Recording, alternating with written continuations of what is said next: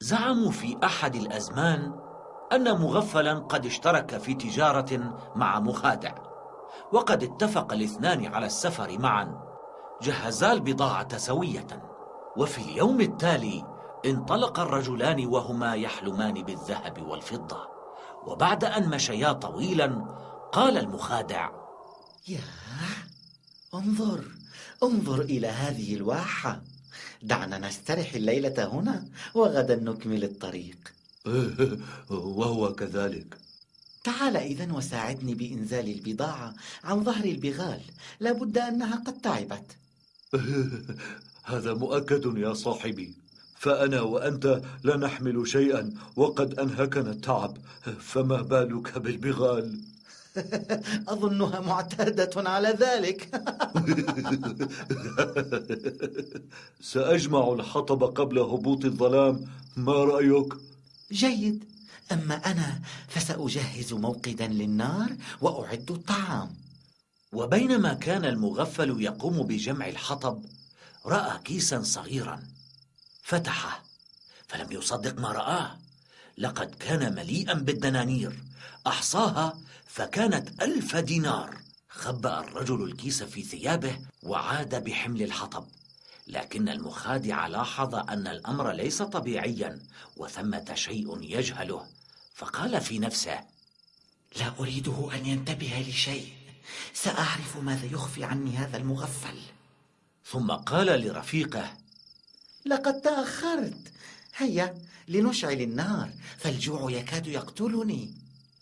أشعل الرجلان النار وبدأا بالتهام الطعام وهما يتسامران. كان المخادع يغري المغفل بالكلام المعسول والتجارة الرابحة كي يطمئن إليه ويثق به أكثر. ثم قال المغفل: علينا أن ننام باكرا وننهض قبل شروق الشمس لنصل سوق البلدة باكرا. هذا صحيح، تصبح على خير. قبل أن يأتي الصباح بقليل نهض الرجلان وشقا طريقهما نحو البلدة.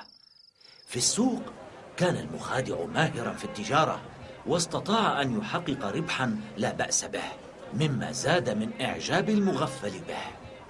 وفي طريق العودة أراد الرجلان أن يقتسمان مرابح، فقال المخادع: اسمع يا صديقي، أنا وإياك شريكان في هذه الرحلة، في السراء والضراء، مصيرنا واحد، الربح لنا والخسارة علينا، وما يحدث لنا في هذه الرحلة نتحمله نحن الاثنان إذا أردت أن تكون شريكا صادقا.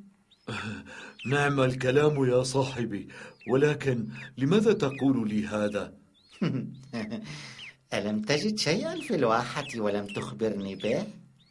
أحس المغفل بالخجل وأجاب: حسنا يا صديقي، لقد وجدت 1000 دينار وأنا أعتذر لك وسوف أتقاسمها مناصفة معك.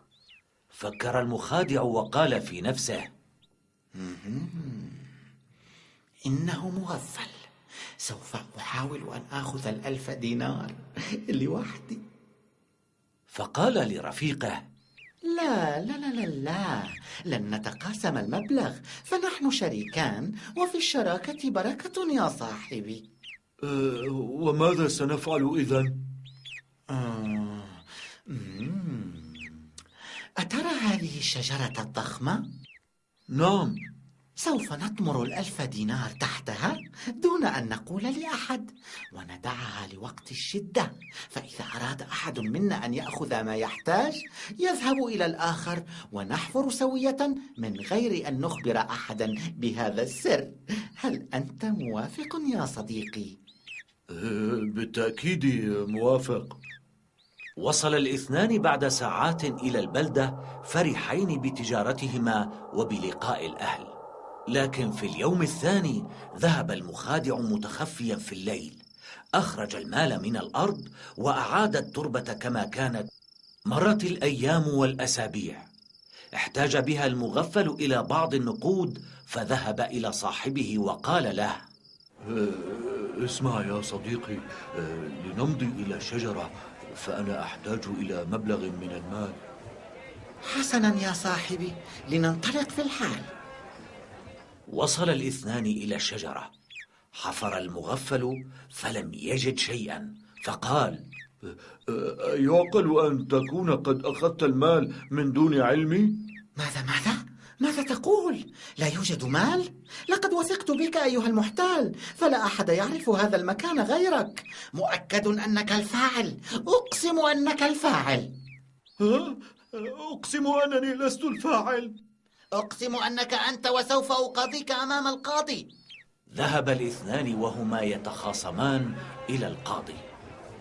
كان صوت المخادع أقوى من صوت المغفل، وعند القاضي قال المخادع: سيدي القاضي، يا سيدي القاضي، لقد سرقني هذا الرجل. وقص الرجل قصته كاملة، ثم طلب القاضي من المغفل التحدث. إنه هو يا سيدي، هو من أخذ الدنانير، فأنا من وجدها أصلا، ولو كنت أريد سرقتها لما قلت له عليها. إنه يكذب يا سيدي، يكذب. أجاب القاضي: وهل عندك شهود على كذبه؟ قال المخادع: أجل يا سيدي القاضي، فالشجرة تشهد أن هذا الرجل هو من سرق المال، صدقني. كان المخادع قد أوصى والده أن يدخل جوف الشجرة ويشهد بأن المغفل هو من سرق المال. تعجب القاضي من كلام الرجل قائلا: الشجرة تشهد؟ أجل يا سيدي. إذن لنذهب جميعا لنرى ذلك. وصل الجميع إلى الشجرة، وهنا سأل القاضي: أخبرينا أيتها الشجرة، من سرق المال؟ فأجاب الرجل من جوف الشجرة: إنه المغفل أيها القاضي الحكيم. استغرب القاضي كلام الشجرة، فأمر أن يؤتى إليه بحطب لحرقها. وحين أحس الرجل والد المخادع بأنه سوف يحترق، خرج من جوفها وهو يقول: النجدة، سوف أختنق، ساعدوني. عرف القاضي كل شيء، وبدأ بضرب المخادع بعصاه، ثم حكم بإعادة المال إلى صاحبه، وفوقها غرامة على كذبه وخداعه.